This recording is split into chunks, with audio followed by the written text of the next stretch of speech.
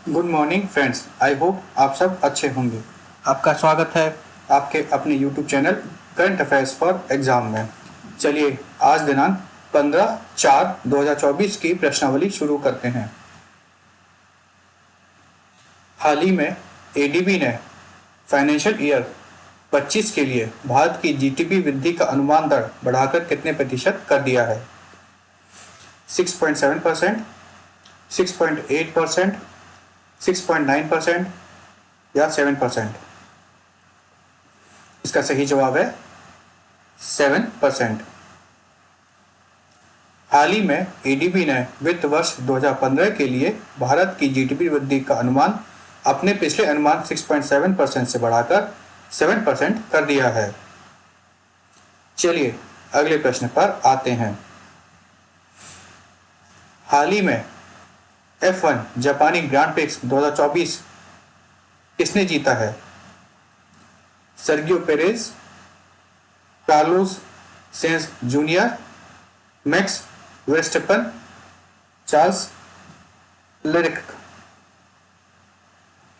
इसका सही जवाब है मैक्स वेस्टपन। हाल ही में मैक्स वेस्टपन ने फॉर्मूला 1 जापानी ग्रांड प्रिक्स 2024 जीता है। उन्होंने अपने साथियों सर्गियो पेरेज को हराया। 26 साल की उम्र में उनके नाम सबसे कम उम्र के F1 ड्राइवर और एक सीजन में सर्वाधिक जीत और अंक का रिकॉर्ड है। चलिए अगले प्रश्न पर आते हैं। प्रत्येक वर्ष विश्व कला दिवस कब मनाया जाता है? 12 अप्रैल, 13 अप्रैल, 14 अप्रैल, 15 अप्रैल? इसका सही जवाब है 15 अप्रैल।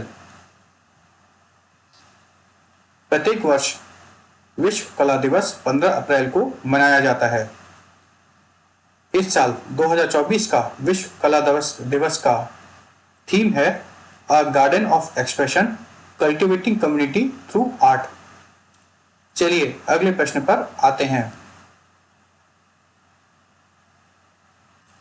हाल ही में किस अंतरराष्ट्रीय अंतरिक्ष संगठन को अंतरिक्ष अन्वेषण के लिए John L Jack Stuart junior पुरस्कार मिला है?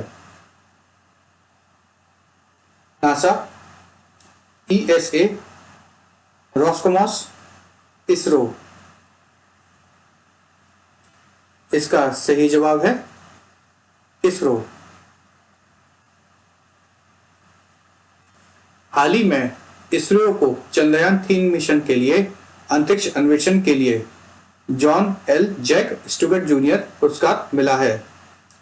यह प्रतिष्ठित पुरस्कार अंतरिक्ष अन्वेषण और खोज के क्षेत्र में किसी अंतरिक्ष एजेंसी, कंपनी या कंसोर्टियम की उल्लेखनीय उपलब्धियों की मान्यता देने के लिए दिया जाता है।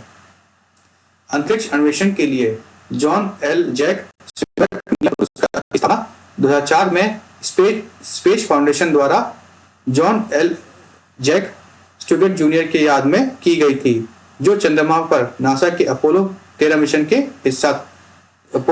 का हिस्सा थे।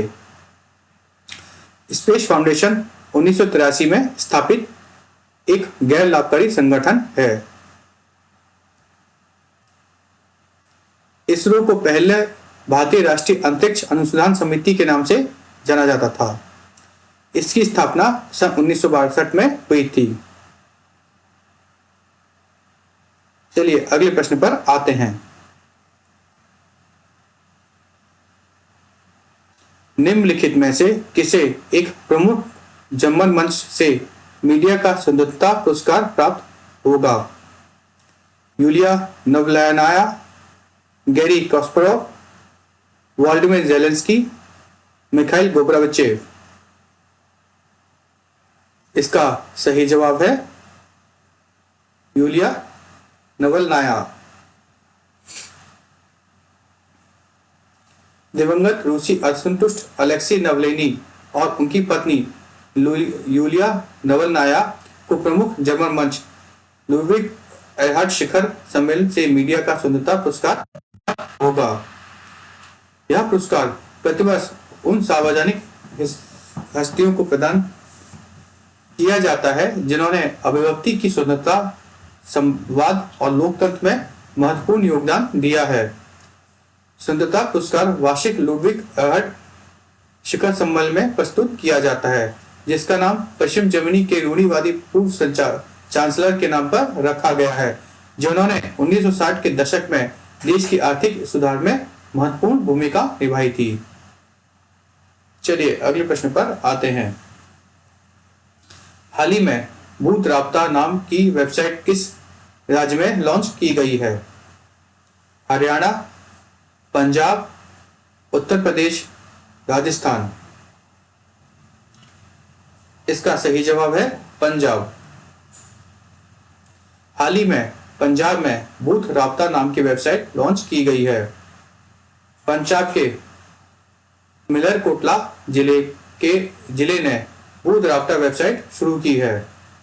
भूत राबता वेबसाइट महत्वपूर्ण चुनाव संबंधित जानकारी तक आसान पहुंच की सुविधा प्रदान करती है। मतदाताओं की सूचित निर्णय लेने के लिए आवश्यक उपकरणों का साथ सशक्त बनाती है। चलिए अगले प्रश्न पर आते हैं। हाल ही में विप्रो का नया सीईओ किसे नियुक्त किया गया है? अभय भद्र, ऋषभ प्रेमजी, श्रीनिवास पल्लिया, सलिल पारेख। इसका सही जवाब है श्रीनिवास पल्लिया। विप्रो ने श्रीनिवास पल्लिया को कंपनी का मुख्य कार्यकारी अध्यक्ष और प्रबंधक निदेशक नियुक्त किया है।